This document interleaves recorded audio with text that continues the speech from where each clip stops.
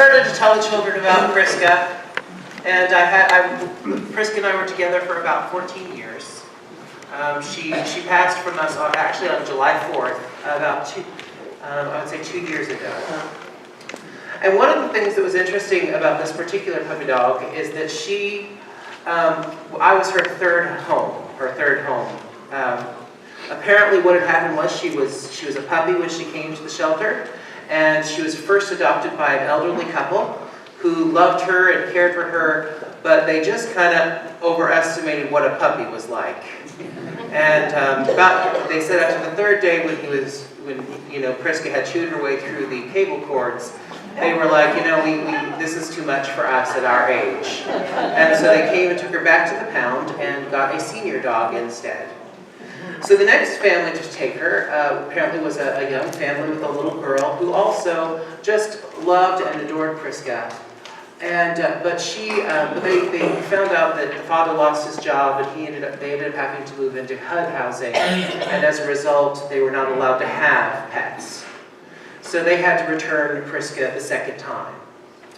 The third family, I don't know much about them, and I don't know where they are, but I wish I could find them so that I could kill them with my bare hands.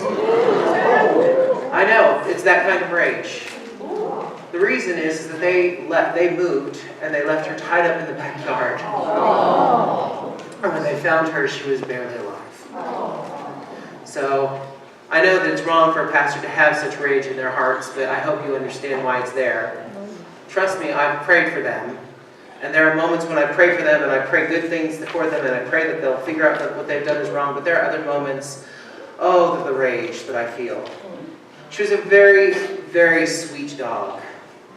And it was, being a Methodist pastor, I also have had to move a few times, and she came with me from place to place. But in that first move, I noticed that as I was putting the stuff in the boxes, and I was packing, and I was getting ready to move, I think in this case it was from Warsaw to Hearst, yes it was. As I was getting ready to move, and all these boxes were everywhere, and I noticed that she was just kind of getting really intense, and I couldn't quite put my finger on it, so I kept petting her, and snuggling and doing all these things, and I started giving her more treats, and one of her favorite things were these little puppy dog pepperoni things. I started giving her more pepperonis, and then the day came for the movers to come, and we started to get ready to move, and they were moving things, and they moved the couch out from back behind, and there were all of these pepperonis behind the couch.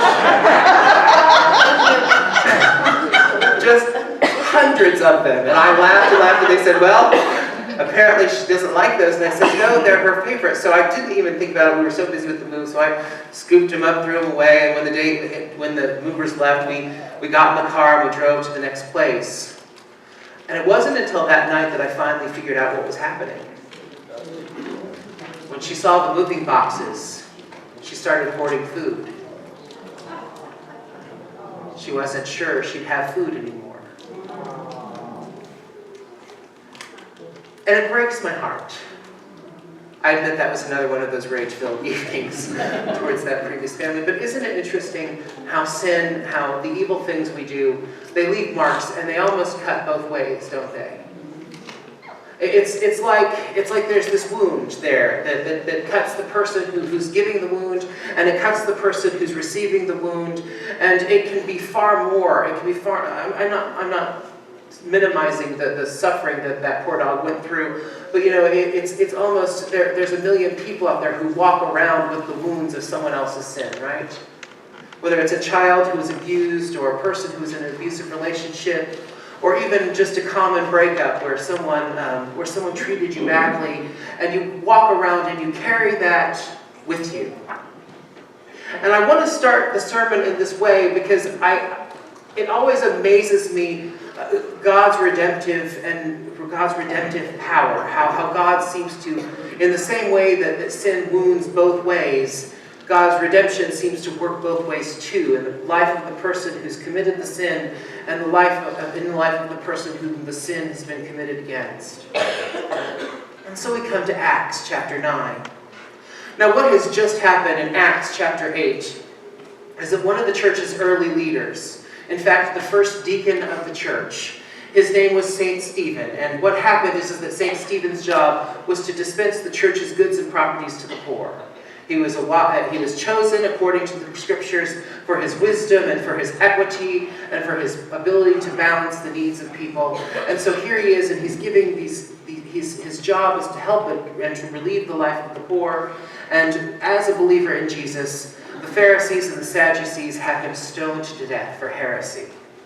And as St. Stephen is dying, he sees a vision of heaven, and he sees Jesus and all the angels ready to receive him. And with that, he flies up into heaven. And then at the very end of the chapter, just in one cute little clean verse, it says, "And watching over him and giving approval to his death was a man named Saul of Tarsus." And so when chapter 9 begins, we find that Saul is active. He's absolutely committed to wiping out these early believers in Jesus, who at this time were not called Christians. They were called followers of the way. Jesus being the way, the truth, and the life. And so as these people were gathering together and worshiping, Saul began to try to do everything he could, and he began murdering the people. He got letters to execute these Christian people and to take them as prisoners to Jerusalem, where they would be killed. And I will remind you that prisons of the ancient world were not like the prisons of today. The state had no obligation to feed you or take care of you. If you didn't have a family member who was willing to come to your prison and feed you, there was a pretty good chance you would just starve in there. And so the story continues, and as he's traveling along the road to Damascus to continue to arrest and to kill these people, all of a sudden a bright light shines in his eyes, a bright light from heaven beyond anything he had ever seen. Bright light from heaven encircles him, and he falls to the ground, and he hears the voice of Jesus. If you look in your Bibles, these are red letters. "Saul, Saul, why are you harassing me?" I'm sorry, who are you, Lord? "I am Jesus, whom you are harassing. Now get up and enter the city, and you will be told what you must do." I want you to notice two things. Number one, I want you to notice how Jesus immediately and powerfully connects to the suffering of his people. Notice Jesus doesn't say, "I'm Jesus and you're harassing my people."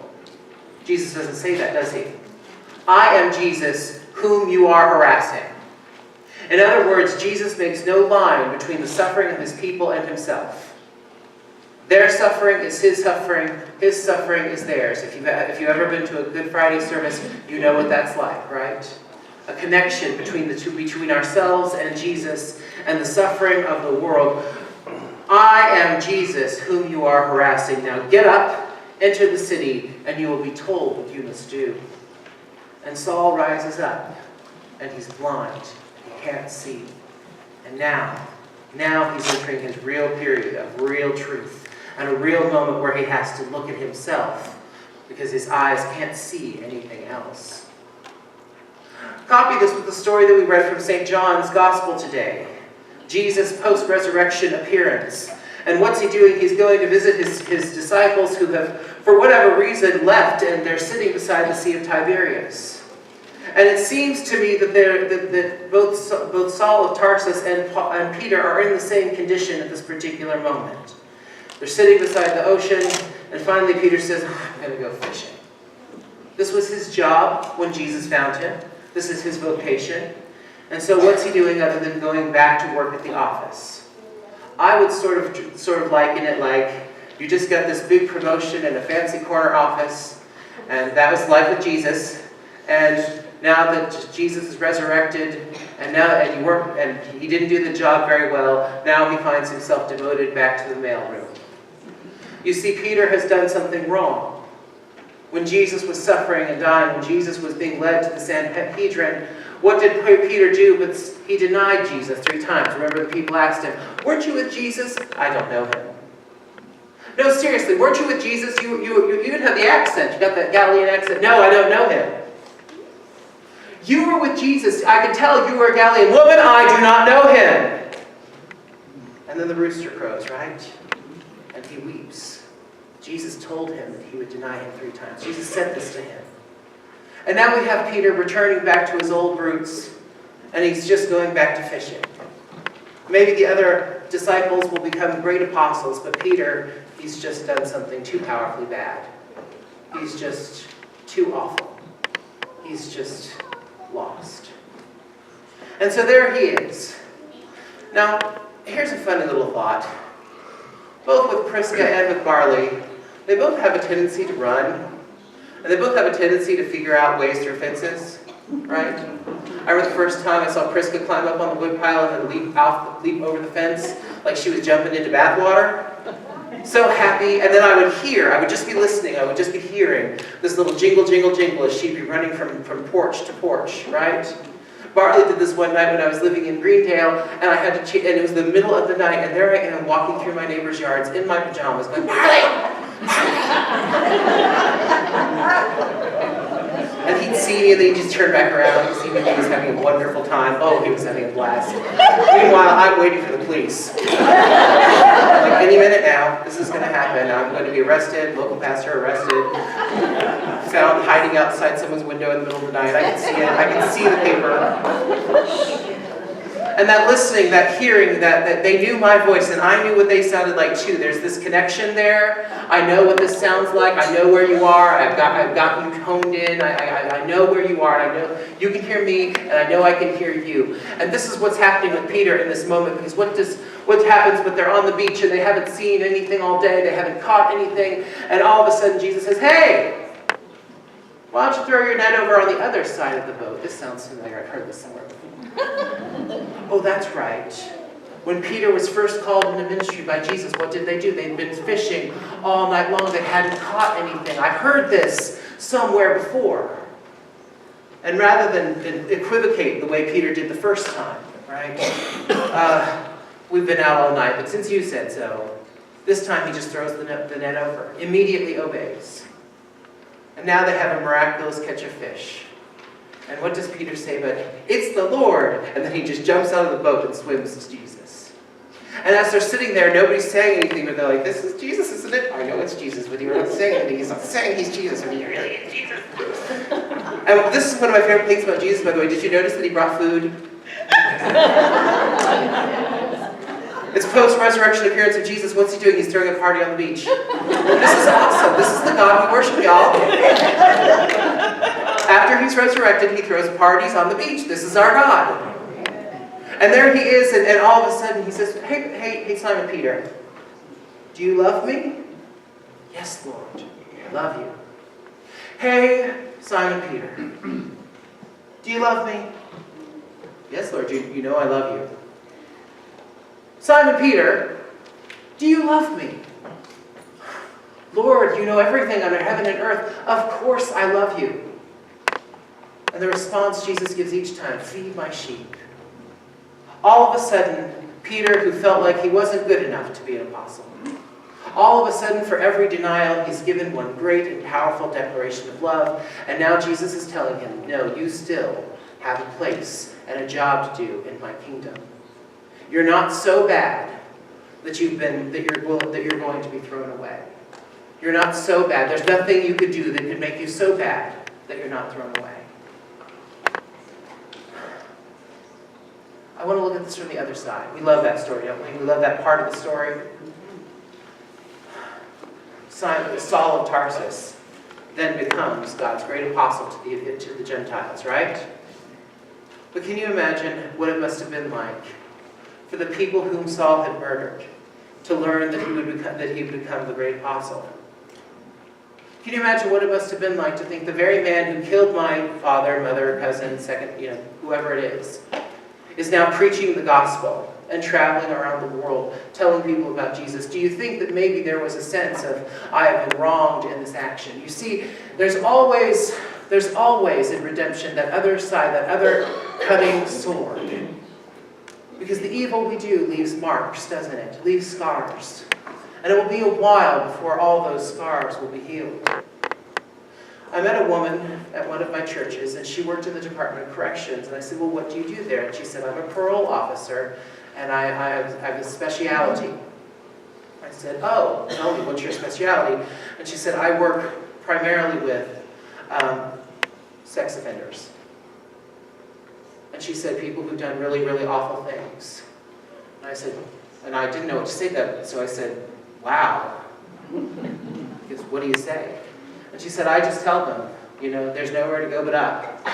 You really are at the lowest point. You've done the worst thing you can do, and there's nowhere to go but up. And I think about that, and I think about how powerful redemption must be for her.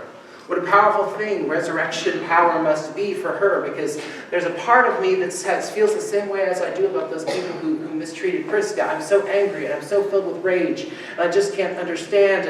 And so I wanted to tell you today that yes, there is plenteous redemption in God, and that is marvelous and powerful, and is great in our sight. But we also have to remember victims, don't we? It always sort of has to be tempered in some way. There's a reason that Jesus tells us to pray for our enemies. It gives us the time, it gives us the practice that we need when we need to forgive someone for the horrible things that they've done.